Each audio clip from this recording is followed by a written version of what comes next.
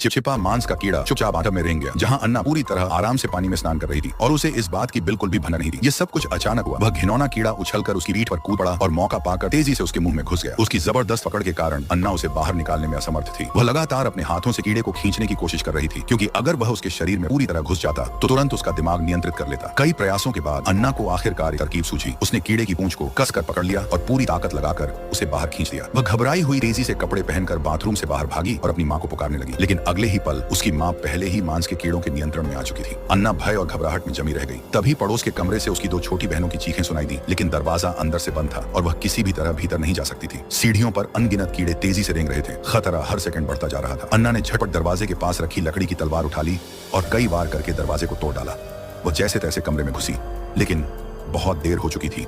उसकी दोनों बहनें पहले ही कीड़ों के कब्जे में आ चुकी थीं। कमरे के हर कोने में मांस के कीड़े रेंग रहे थे। अन्ना डर के मारे खिड़की से बालकनी पर कूद गई, लेकिन वहां